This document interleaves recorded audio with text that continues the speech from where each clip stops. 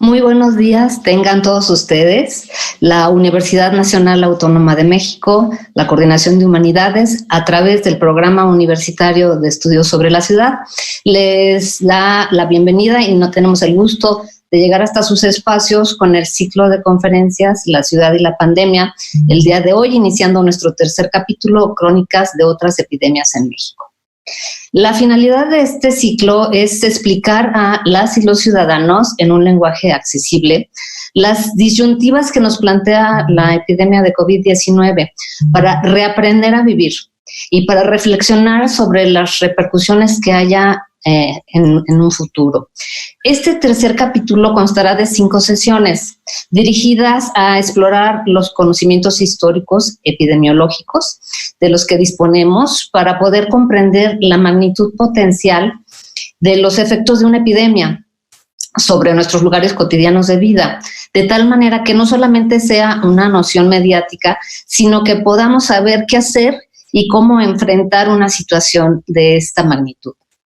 Estas 5 conferencias que inician en el día de hoy con Memoria Viva de las Epidemias con la doctora Alejandra Moreno Toscano.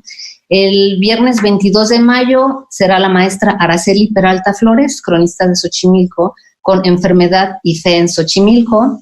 El viernes 29 de mayo tendremos la presencia del maestro Ricardo Higuelín Ponce de León de la Universidad de Indiana, con Salud y Enfermedad durante las primeras epidemias en México, una revisión desde la bioarqueología. El viernes 5 de junio, una servidora presentará La Señora de Yucundá, la representación museográfica de un entierro durante la epidemia de Gocolixtli, y cerraremos el viernes 12 de junio con la maestra Geraldine Granados de la Dirección de Antropología Física del INAH, con el tema Rastreando las huellas de las epidemias del pasado, el caso del Hospital de San Juan de Dios en la Nueva España durante el siglo XVIII. Como ven, es un programa interesantísimo. Bueno, pues yo me permito dar la bienvenida a los integrantes de la sesión de este viernes 15 de mayo, la doctora Alejandra Moreno Toscano. A su vez, contaremos el día de hoy con la presencia del doctor Javier Delgado Campos, director del Programa Universitario de Estudios sobre la Ciudad, como moderador de esta conferencia. Y me permito comentarles que en este tercer capítulo iniciamos con una posibilidad de apertura para más auditorio, que es la lengua de señas mexicanas. Hoy iniciamos con nuestro compañero Abraham, que nos estará apoyando en este proceso, y pediremos su comprensión si llegamos a tener algún pequeño error tecnológico, porque iniciamos hoy con esta propuesta. Pues nuevamente bienvenidos, gracias por estar con nosotros, y cedo la palabra al doctor Javier Delgado Campos. Muchas gracias, Lilia. Bienvenida, Alejandra. Hoy tenemos como invitada a la doctora Alejandra Moreno Toscano, gran humanista, historiadora, estudiosa de la historiografía urbana, de los problemas políticos, sociales y urbanos de la Ciudad de México principalmente. Ella ha sido profesora e investigadora en el Colegio de México, en la Facultad de Ciencias Políticas y Sociales de la UNAM, en el Departamento de Historia de la Universidad Iberoamericana y directora de investigación en el INAH, en donde abrió nuevas perspectivas teóricas y metodológicas para el estudio de las ciudades. Cuenta con una muy importante trayectoria profesional. Ella reorganizó el Archivo General de la Nación, colaboró en el programa de reconstrucción de viviendas dañadas durante el sismo de 1985, fue secretaria de Desarrollo Social en el gobierno del Distrito Federal, formó parte de la Comisión de Paz y Reconciliación en Chiapas, ha sido consultora en muchas ocasiones de la UNESCO, colaboró con el programa de sostenibilidad social del histórico centro de la ciudad de Quito, Ecuador, y fue diputada constituyente de la Ciudad de México. Déjenme decirles que la doctora Moreno Toscano ha recibido por todo este trabajo distinciones muy importantes, tales como el Premio Nacional de Investigación Científica, el reconocimiento a mujeres destacadas en el arte, la cultura y la academia que otorga el Senado de la República, así como un reconocimiento de la Federación Iberoamericana de Urbanistas por su colaboración en el mejoramiento de las condiciones de vida de las personas y su medio ambiente. Y actualmente se dedica como especialista en recuperación de la memoria histórica. Muy bonito, Alejandra, trabajo. Este último en el Programa de Naciones Unidas para el Desarrollo.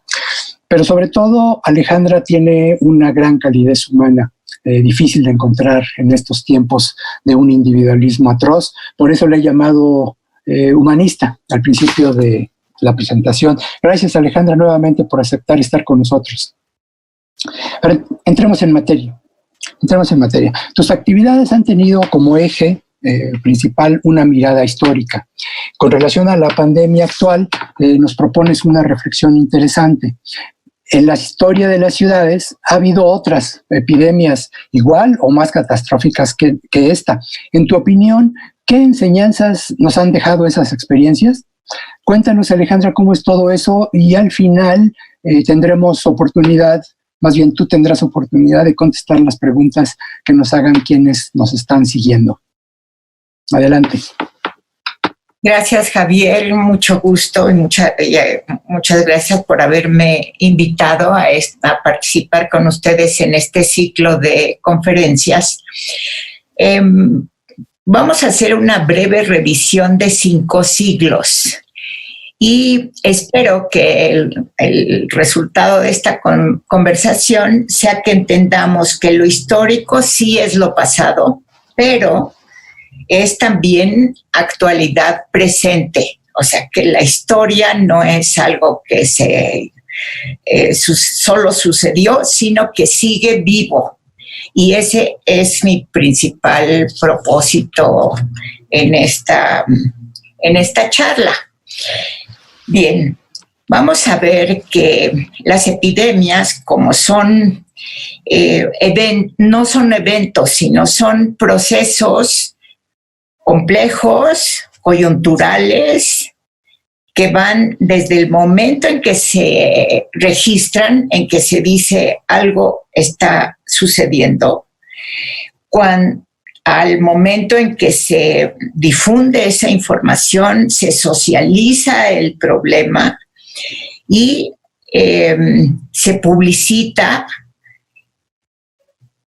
de tal manera que va construyendo una nueva situación, una nueva cotidianidad. Sí, tenemos una lámina que lo resume de manera muy sencilla, que podemos presentar. Afecta a toda la población. Afecta a toda la población y a toda la vida colectiva. Y por lo tanto, como afecta a toda la población, es normal que se registren cambios, resistencias, retrocesos, involuciones, innovaciones, permanencias, y que todo eso suceda de una manera simultánea y discontinua, porque así son nuestras sociedades. Entonces, tienen que ver con todas las actividades económicas, locales y mundiales, con todas las instituciones político-administrativas y todas las regulaciones públicas, cómo se reorganizan los territorios, el comercio, los intercambios, la estructura de las ciudades e incluso la estructura de los edificios, los comportamientos y hábitos de la sociedad y las formas como la sociedad se informa y se comunica. Es decir, las epidemias nos impactan a todos.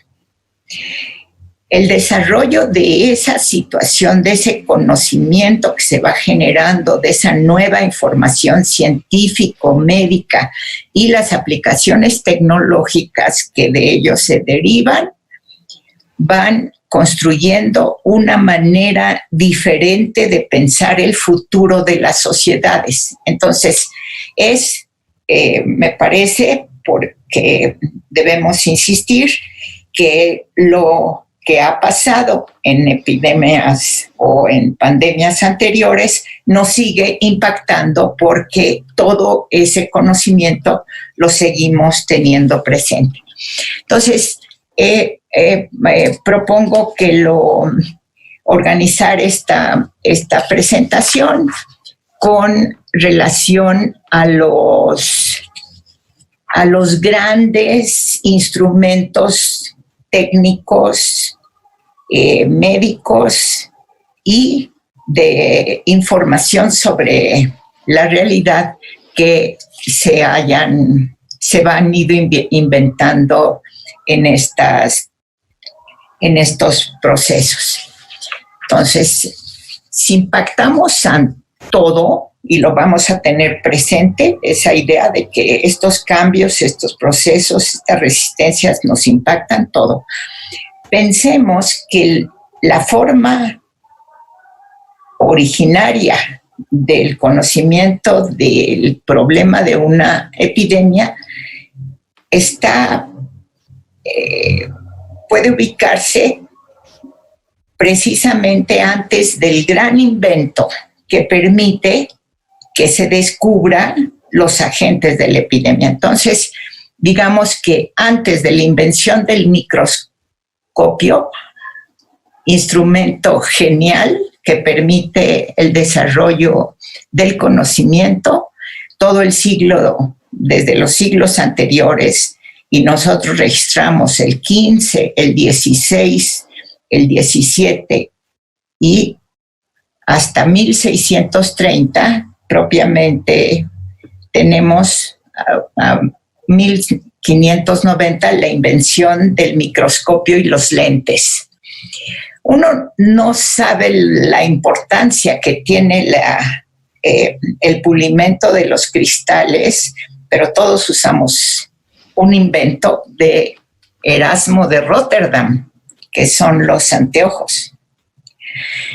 Cuando esos cristales se pulen y permiten que se vea mucho más, vamos a empezar a ver el desarrollo de un conocimiento científico nuevo. Pero durante ese proceso también tuvimos cambios importantes, porque la idea de que una epidemia necesita suspender el contagio nos da precisamente el origen de los hospitales como instituciones. Y la creación de algunas grandes cátedras con los libros correspondientes y sus bibliotecas para conocer esos procesos. Piensen ustedes que en 1500 los cambios climatológicos en el Valle de México desataron inundaciones y epidemias al punto que desorganizan prácticamente toda la organización política del Valle de México, que después, en 1519 y 31, tenemos las grandes epidemias de sarampión, varicela, los distintos cocolistlis, que desorganizan también la ciudad de Tenochtitlan y son un elemento esencial en favorecer la caída de Tenochtitlán. Esa enorme mortandad genera la necesidad de aislar a la población que está enferma, y nosotros en México, y ese es otro punto que quiero subrayar, hemos sido siempre, hemos estado en la vanguardia de la ubicación de estos medios de conocimiento de las epidemias. En 1544, por ejemplo, ya existe en México el Hospital Real de Indios para precisamente contribuir a contener las enormes mortandades de los naturales.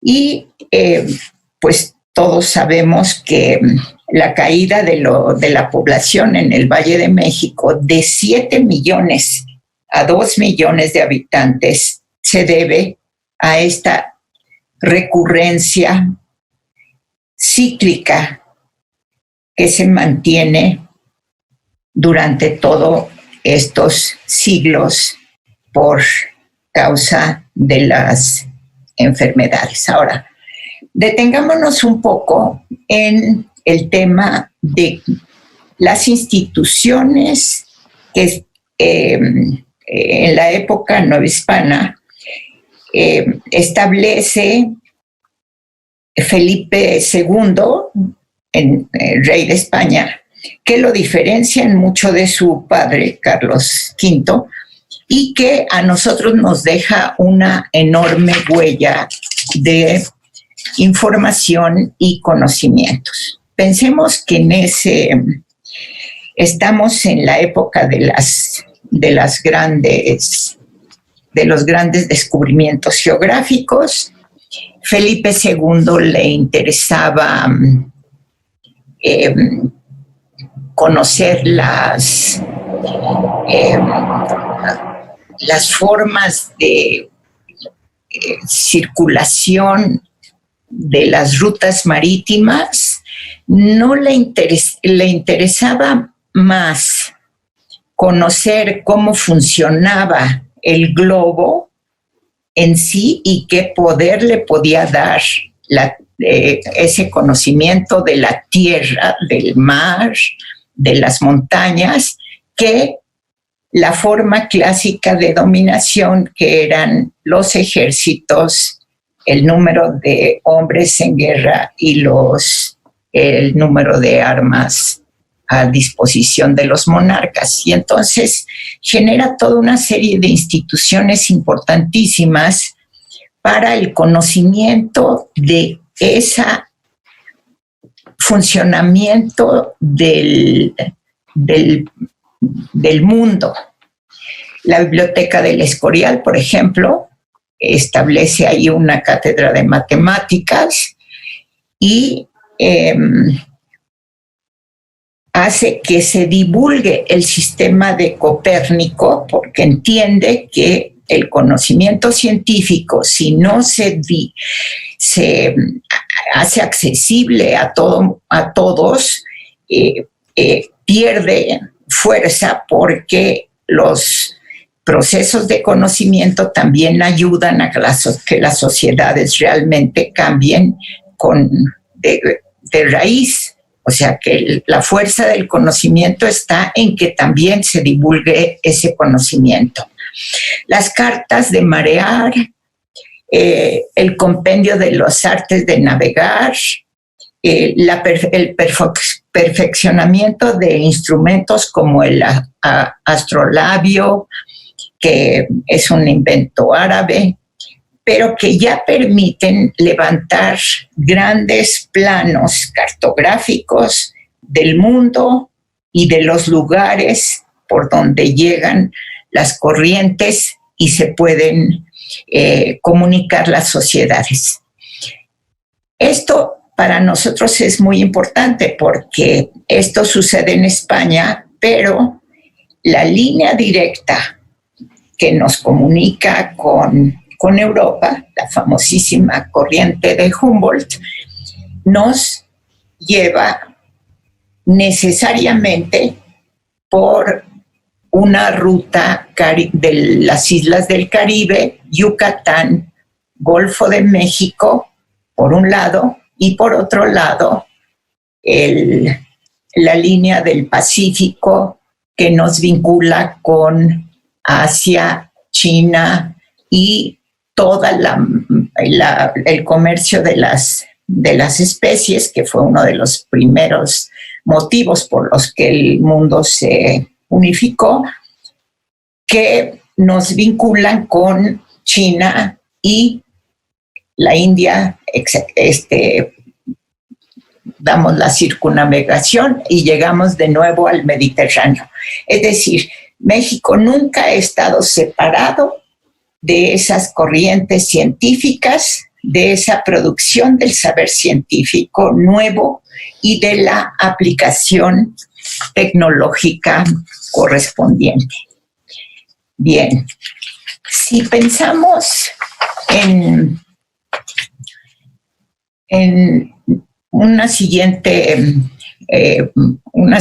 pregunta, ¿cómo esta realidad es percibida? Entonces podemos pensar en la siguiente lámina, que tenemos dos elementos importantísimos. Uno, que es que en este proceso sucederá una desacralización del conocimiento y pasaremos ya a un conocimiento científico, por lo cual el tema de las epidemias se arraiga, digamos, a poblaciones que contagian. Y por lo tanto importa enormemente saber el origen de esos contagios, en dónde nacieron, en dónde surgieron. Nosotros sabemos que por lo general todas estas epidemias se han desarrollado en Asia y China, que tienen una relación con la naturaleza propia y que ello mismo impacta a las otras culturas por la vía del comercio y por la vía del conocimiento de las grandes migraciones que son personas que buscan vincularse, comerciar, trabajar en distintos lugares. El hecho es que esa primera percepción de las epidemias trae consigo el calificativo de los portadores, de los grupos portadores, como negativo. Y esa visión de el grupo letal, el grupo que contagia, el grupo que tiene la culpa de los procesos, es una de las viejas tradiciones de entendimiento de una epidemia que pues ha hecho un daño enorme desde el punto de vista de la percepción, enfocándose como discriminando grupos, tachando costumbres como equivocadas, generando focos sociales como causantes de la contaminación, y esas tradiciones de exclusión a su vez han impactado a las instituciones políticas. Nosotros, que tenemos grandes personalidades ilustradas, o antes de que anuncian ya claramente la ilustración, como en el caso de Sor Juana Inés de la Cruz, que está habitando el convento de San Jerónimo a poquísimas cuadras de, pues casi distancia caminable, del Palacio de la Inquisición, que está en la Plaza de Santo Domingo. Nosotros sabemos que ahí en la Ciudad de México tenemos estos dos puntos de gran restricción y de gran inteligencia, pues a unas cuantas cuadras, y Sor Juana muere de una de las epidemias de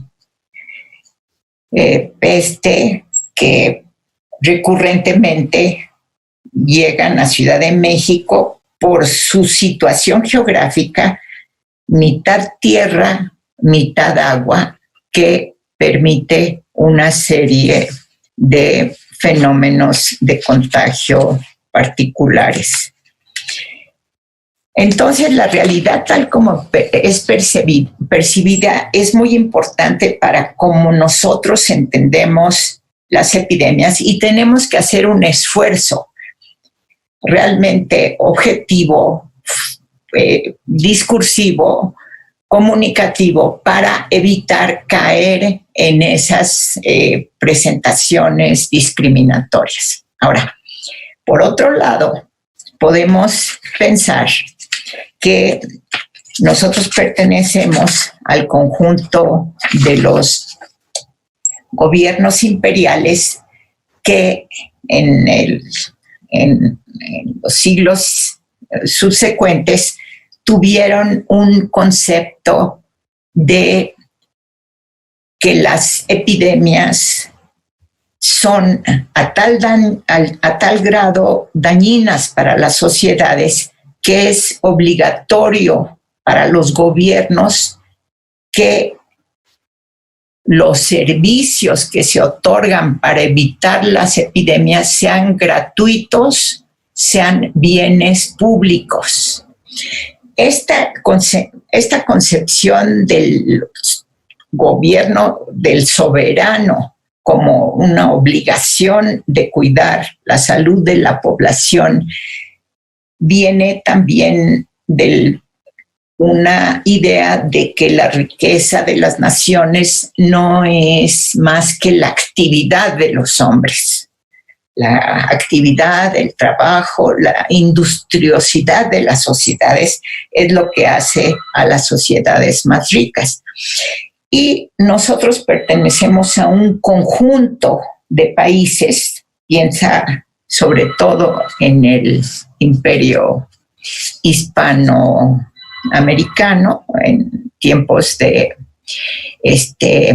la España de Carlos IV, que nos hace un poco diferentes del enfoque de el otro gran imperio, que es la Gran Bretaña, que tiene un enfoque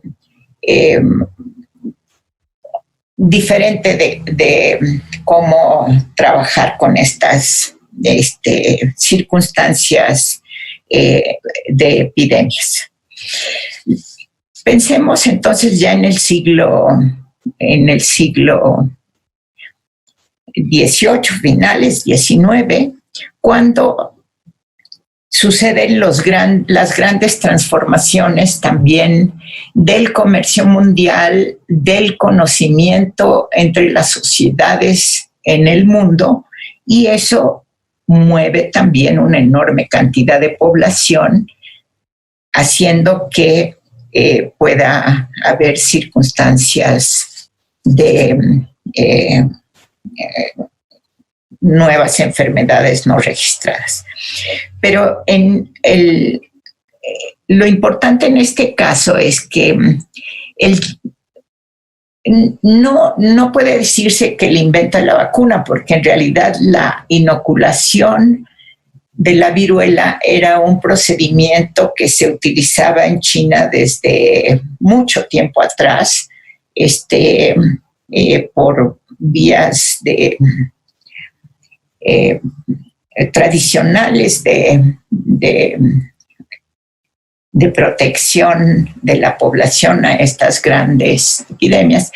Pero en Occidente, la inoculación como procedimiento de vacunación por inoculación es pues bastante reciente, es a finales del siglo XVIII, principios del XIX, y por ello se realizan dos grandes concepciones estatales de cómo los imperios, no los gobiernos, entonces trabajar todos los gobiernos en un solo propósito, no solo los regionales, sino en su conjunto, todos los gobiernos que funcionan, locales y más regionales, con un solo propósito. Este solo propósito es vacunar a la mayor parte de la población posible contra la viruela. La viruela es la enfermedad más destructora que ha tenido la humanidad. El caso es conocido, bueno, ya lo hicimos referencia, el tema de la conquista en México. Realmente es una enfermedad que tiene con consecuencias tremendas para la población. Entonces, contrarrestar ese proceso de contagio era lo más importante que podía hacer un gobierno. La solución hispana sería de tipo institucional. La solución británica sería de tipo societal, si se permite la distinción. Digamos, los países hispanos generarán una institucionalidad que combata la epidemia. Los países de Gran Bretaña generarán un sistema urbano que generalice los beneficios a la sociedad con una reforma de las condiciones prácticas de la vida de las ciudades. En España, el ejemplo clásico de esta visión imperial institucional está personificado por el médico militar Francisco Javier Balmis y Berenguer, que hace una expedición mundial para inocular a todos los niños, sobre todo los niños, a toda la población mundial, para que no resulte tan destructivo el contagio de la vacuna. La manera como resolvió este encargo imperial fue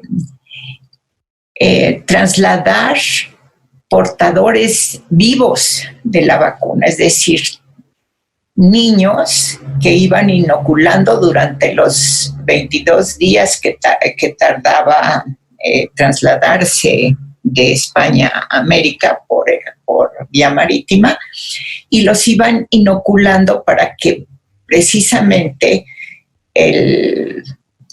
la vacuna, digamos, la enfermedad se mantuviera viva, pero conforme se fueran recuperando los niños, se iba haciendo la inoculación a otros, de tal manera que se obtuviera una vacuna de muy buena calidad.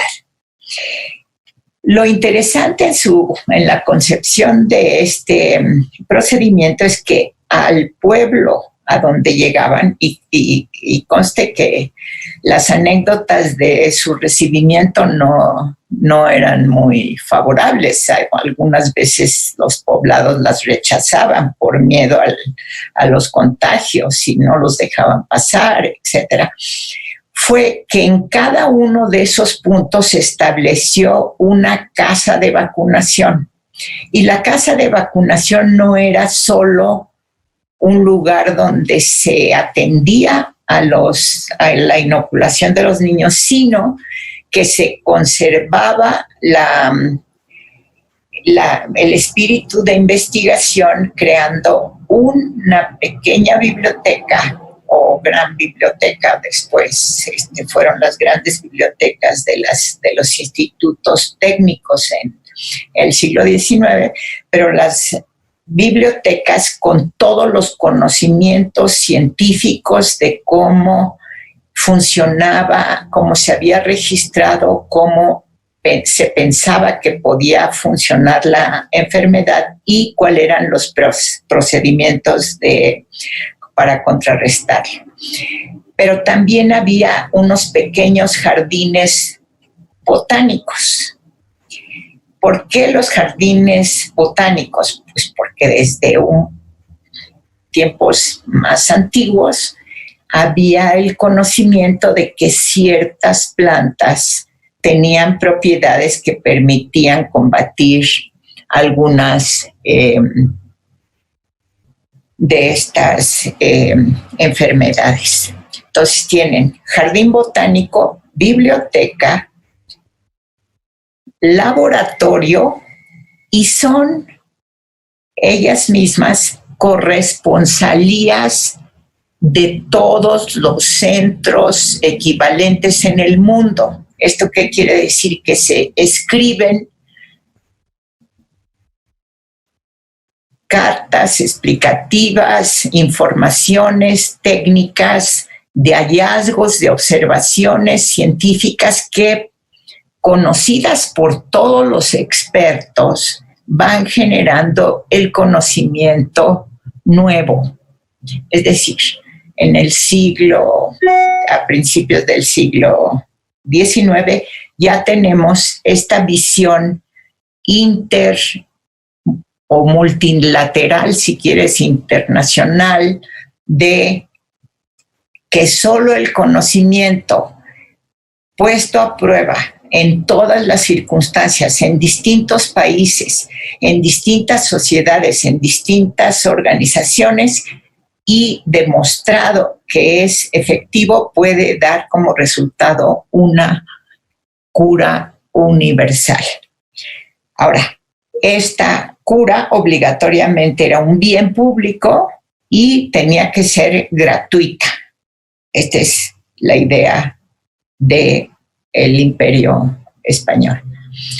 En el caso de Gran Bretaña es conocida la inmensa curiosidad práctica de la reina Victoria y el príncipe Alberto, que es tan práctica que traducen la lógica productiva y de conocimiento a aditamentos útiles.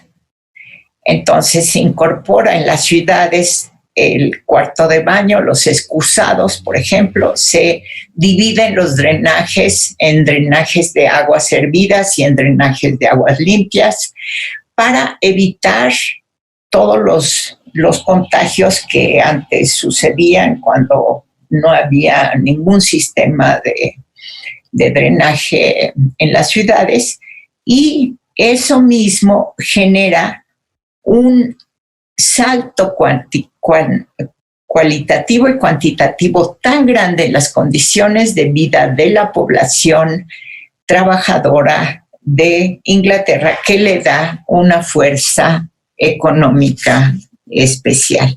Acuérdate de todas maneras que el conocimiento sobre las partes de la ciudad donde viven los trabajadores y sus condiciones de habitación también surge con el estudio de las ciudades inglesas un poco años después.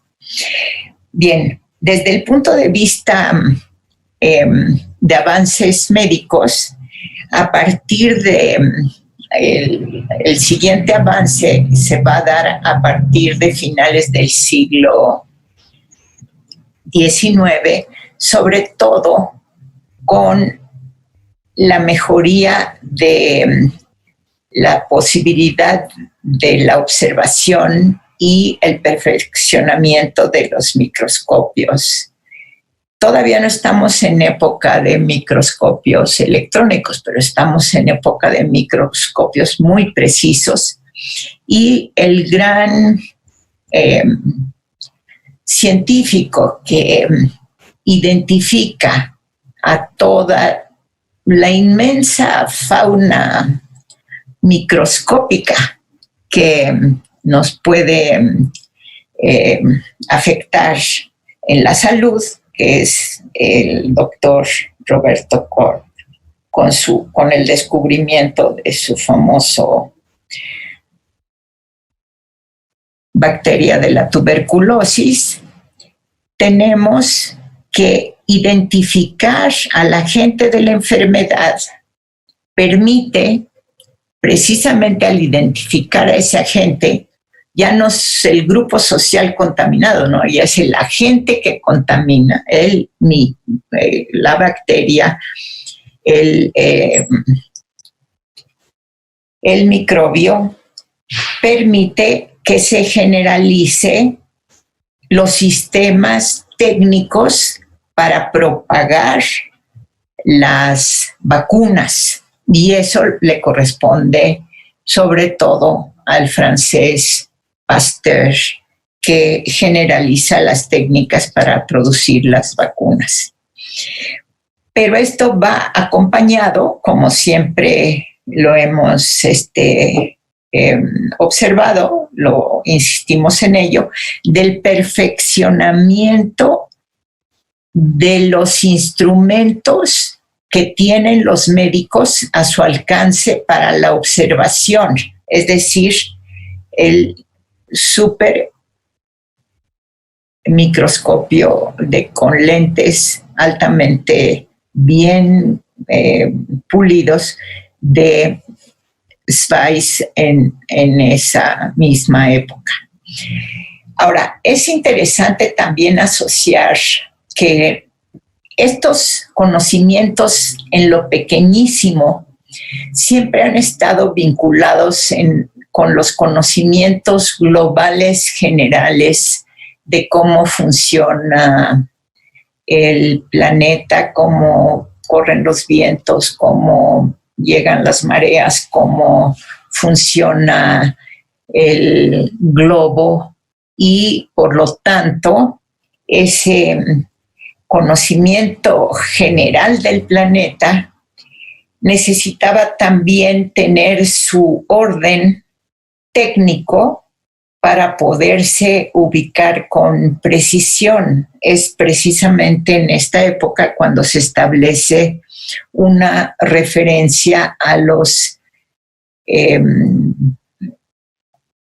paralelos y meridianos, y se puede, a través de un principio de matriz, ubicar con precisión cuáles son los lugares del mundo en donde están sucediendo los acontecimientos. Entonces, esto que es un gran proceso y establece técnicas georreferenciadas para el estudio de las enfermedades, es otra de las herencias que sí, pues ya tienen un siglo, pero con su perfeccionamiento tecnológico nos permiten actualmente hacer una revisión muy precisa de los lugares de origen de las epidemias. Tan perfeccionados eran estos instrumentos que ya en el siguiente siglo y relacionados con la Primera Guerra Mundial, nosotros tuvimos la posibilidad de conocer que existían pandemias, registrarlas pues, porque evidentemente podríamos haber comenzado antes en otras circunstancias con este concepto, pero esta ya era un registro técnico de los contagiados en el mundo. En 1918, con una pandemia precisamente H1N1, que nosotros conocemos como la gripe española, que como dicen los profesores, no es española, sino es americana y procede de una granja norteamericana en Norteamérica, que rápidamente se propaga como, pues como con una virulencia tremenda, como todas las enfermedades respiratorias. Sí, que llamamos la gripa española. En México son los 500 muertos de la Revolución Mexicana, los 10 millones de muertos de la Revolución Mexicana, 500,000 se pueden atribuir a la gripe española. Bueno, entonces esto nos permite decir que todo este conocimiento tiene una base de experiencia muy importante, pero también tiene una base de desarrollo científico y cambio de perspectivas, porque permite que las instituciones se reorganicen y presenten posibilidades para contrarrestar estas epidemias. Ayudan a avanzar la investigación, los instrumentos, las investigaciones conjuntas, la relación entre los países y en el caso de las grandes epidemias reorganiza también las ciudades.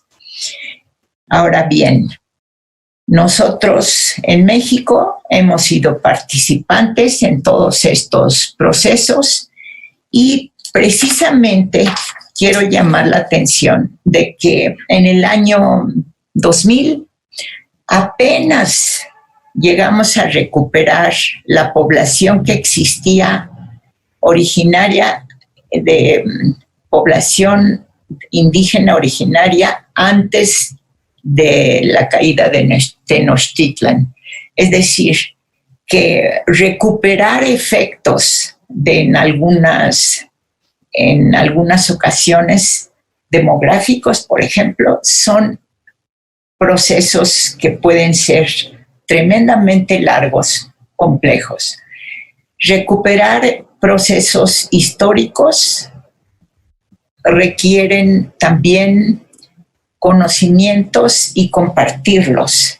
Y aquí llamo la atención sobre un extraordinario pequeño libro que se mandó a hacer en Nueva España en 1552, el Códice de la Cruz Badiano, que hablaba de todas las cualidades terapéuticas de la flora y fauna originaria de México y que ahora precisamente en estos momentos acaba de ser reeditado por el enorme interés que tiene para la ciencia la conservación de las plantas originarias en los territorios, en sus territorios de origen, y la labor de conservación que hacen con ella. De ello, la gran tradición de propagación campesina de una de las partes culturales más importantes de las civilizaciones que distinguen al mundo. Entonces, si lo vemos a 5 siglos, tenemos enormes herencias, enormes retos, pero un conocimiento de cuál es la estrategia para enfrentar estas grandes pandemias. Pues si te parece, Javier, esta sería una presentación realmente muy abreviada de los grandes momentos en los que hemos podido reflexionar sobre las pandemias en el mundo. Bueno, pues ahí tenemos, Alejandra, efectivamente, sintetizar 5 siglos de un proceso, como nos has mostrado, complejo, por decirlo así, de ida y vuelta entre lo que pasa en la sociedad, lo que pasa en las instituciones, cómo se crean algunas, cómo otras tal vez quedan rezagadas. Y lo más interesante, o una de las más interesantes, es esta vinculación con la tecnología que nos has mostrado. Tenemos varias preguntas, pero por tiempo me voy a permitir, si te parece adecuado, concentrar en 2 o 3 que son muy de actualidad, y las demás te las enviamos a tu correo para que podamos contestarles a nuestros seguidores sus inquietudes. ¿Te parece bien? Bueno, hay 2 que parecen que están muy ligadas. Nos pregunta uno de nuestros visitantes, ¿hay registros de estas epidemias y su manejo en la época prehispánica? ¿Cómo sabemos lo que pasó en ese momento? Y el otro, ya nos has mencionado cómo buena parte de las medidas y del conocimiento para manejar estos casos se trasladó de los sistemas imperiales en aquella, desde el siglo XV hasta el XVIII, si mal no recuerdo, o XIX, cuando ya empiezan las medidas normales, hacia América Latina. ¿Fue solo transferencia de técnicas o hubo algunas aportaciones locales que sirvieron para manejar esas situaciones desconocidas? Sí, bueno, la primera pregunta es, nosotros registramos como registro escrito, nosotros tenemos el registro desde el principio de las primeras epidemias registradas en el Valle de México, pero sin lugar a dudas se va a reforzar ese conocimiento con todo lo que se escuchará en la plática correspondiente a la arqueología y el conocimiento que la arqueología ha estado generando sobre las epidemias. Pero nosotros tenemos desde el principio registros de enfermedades, atribuciones, porque tenemos un conocimiento heredado que parte está en el Códice de la Cruz Badiano, que explica la atención médica que se daba en tiempos prehispánicos utilizando las plantas originarias. O sea que el propio Códice Badiano es una información prehispánica y post y ya de la medicina de Nueva España.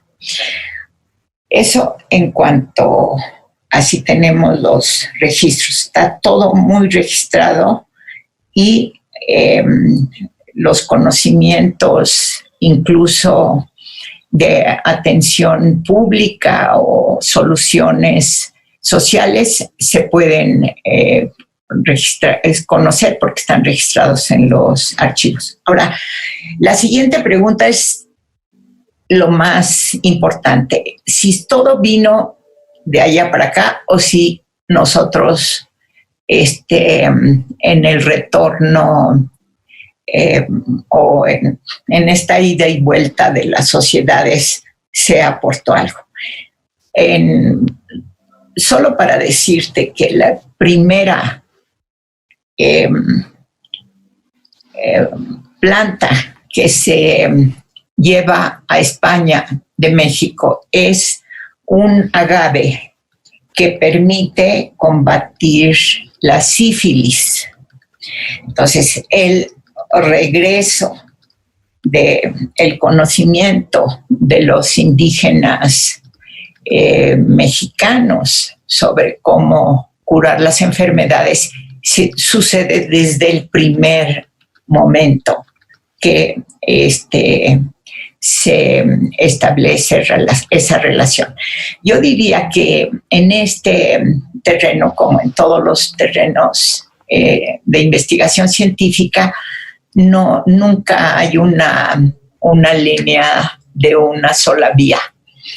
toda la enorme experiencia que tiene la humanidad, simplemente tomada con distinta perspectiva, vista desde otro punto de vista, puede cambiarte completamente la visión de las cosas, o puede que te permita encontrar un componente que te ayude a resolver problemas que son mucho más graves en otra parte del planeta. Entonces, en eso la investigación científica es de doble vía, simultánea, y en el caso de nosotros superpuesta, porque sí tenemos un conocimiento, una sabiduría que se ha pasado no en forma libresca, sino por conocimientos transmitidos, que tiene mucho que ver con la salud de la población y que está ahí y que se aplica, se conoce y quizás no está tan registrada como nos gustaría que estuviera. Sí, muchas gracias. Mira, hay otra pregunta que me parece que puede ir ligada a esto que nos estás comentando. La cuestión, el desarrollo de la ciencia no es lineal y tiene intercambios depende de los lugares y el avance de las sociedades que quedan en contacto. Pero actualmente estamos viendo que la disponibilidad de la tecnología y las medidas que se implementan a raíz de esto, pues la tienen principalmente los países desarrollados, imperiales, tú los llamaste en el ejemplo que nos estás dando. Actualmente, ¿cómo nos afecta esta digamos, no disponibilidad, en nuestro caso, de esa tecnología? Bueno, creo que ayer el rector de la UNAM hizo el anuncio de que la universidad está avanzando fuertemente en una vacuna. El asunto es que sí, el conocimiento lo podemos nosotros compartir, perfeccionar, pero también quizás atreverse a difundirlo en todas sus componentes es algo que se tiene que hacer con voluntad, con tenacidad, con interés por hacerlo. Entonces, si nosotros siempre hemos participado en estos elementos de construcción del conocimiento, algunas veces lo hemos hecho de tremenda timidez. Entonces, quizás lo que ha hecho falta es más difundir los puntos que queremos compartir y con eso hacerlos valer para que se tomen en consideración en otros ámbitos.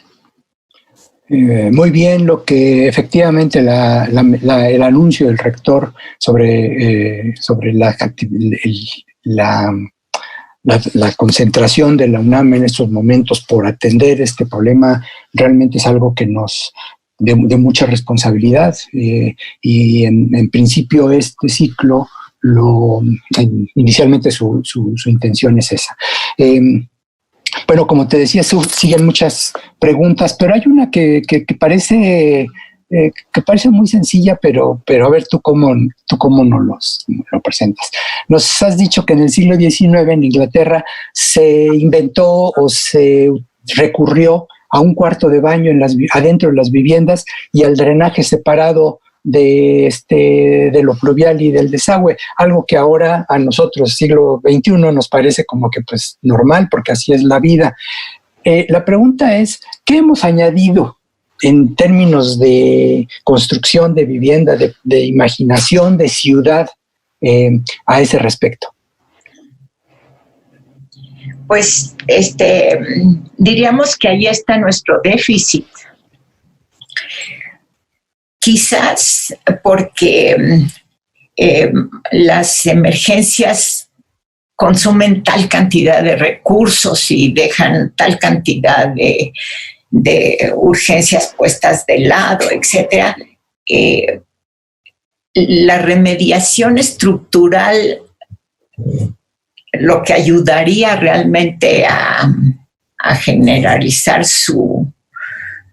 las condiciones que mejoren las situaciones de vida de las poblaciones, generalmente no se cumplen con la rapidez con la que se quisiera. Entonces, pero yo pienso que hemos tenido escasa imaginación para resolver problemas en zonas, sobre todo de vivienda urbana. Hemos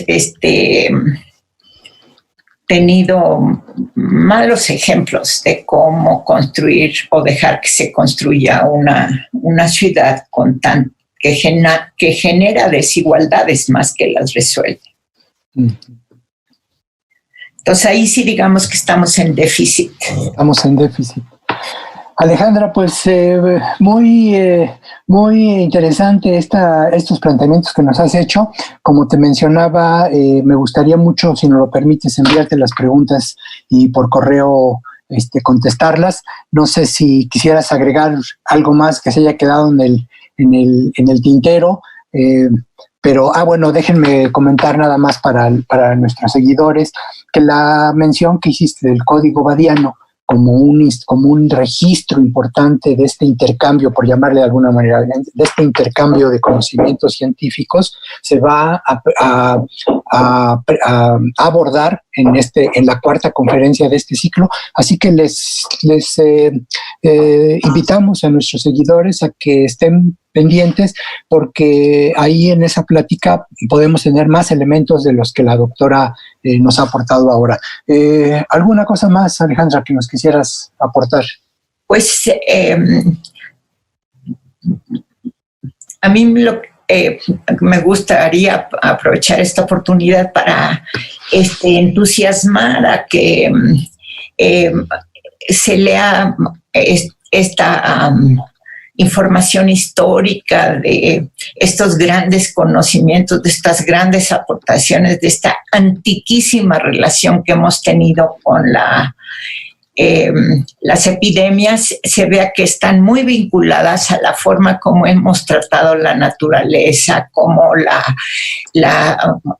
hemos imaginado, cómo hemos hecho en las propias ciudades, y que utilicemos esta circunstancia un poco de reclusión que ahora tenemos para reflexionar y permitirnos a nosotros mismos después una mirada más fresca sobre nuestra circunstancia mexicana.